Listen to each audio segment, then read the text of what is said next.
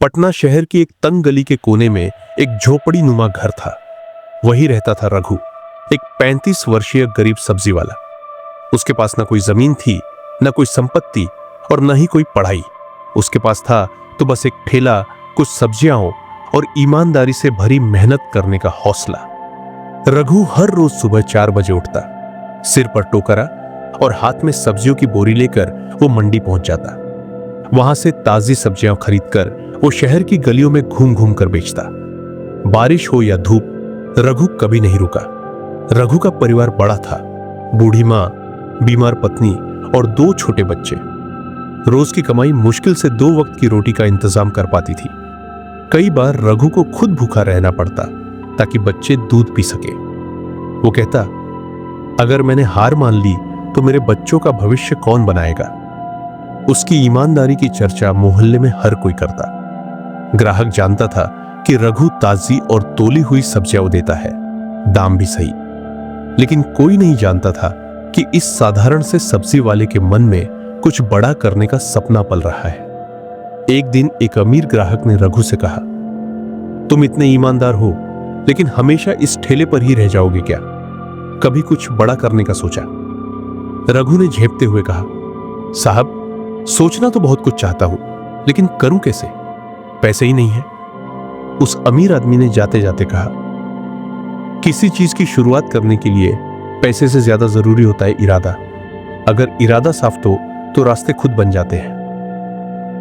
यह बात रघु के दिल में उतर गई। उस दिन के बाद रघु ने तय कर लिया कि अब वो सिर्फ ठेले तक सीमित नहीं रहेगा।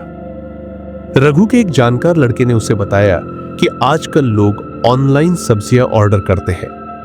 रघु हैरान था, भला सब्जियां भी मोबाइल से बिकती है?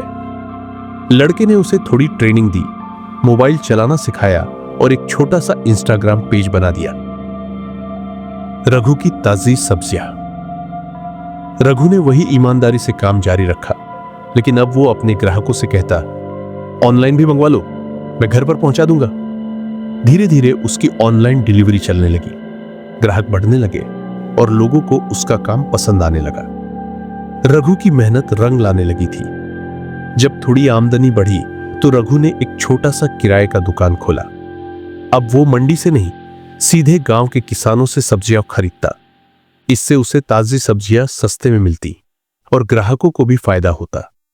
रघु ने अपने कुछ पुराने साथियों को भी काम पर रखा जो बेरोजगार थे। वो सब्जियों की पैकिंग और डिलीवरी का काम संभालते। धीरे धीरे उसका काम इतना बढ़ा कि एक महीने में 200 से ज्यादा ऑर्डर आने लगे। रघु अब सिर्फ एक सब्जी वाला नहीं रहा, वो एक छोटा बिजनेसमैन बन चुका था।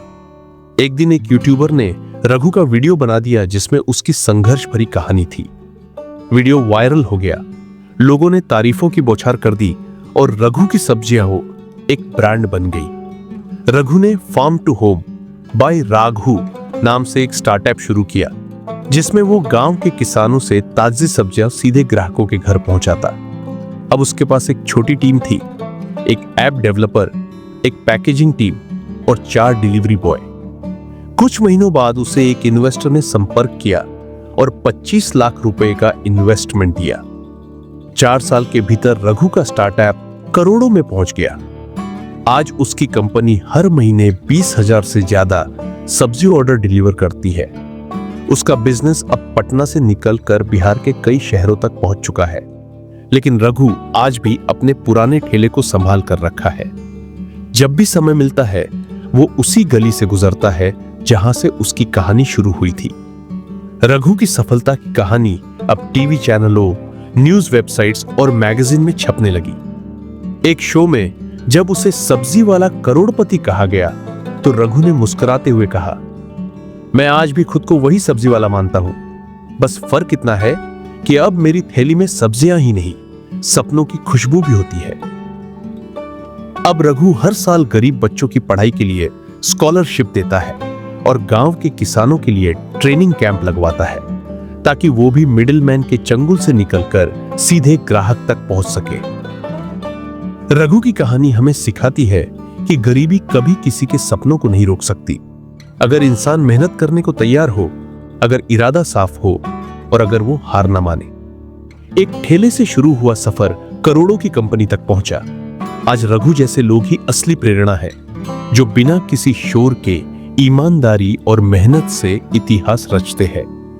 जब रास्ता न दिखे तो रोशनी मत ढूंढो, बस पहला कदम भरोसे से उठाओ, मंजिल खुद ब खुद सामने आ जाएगी।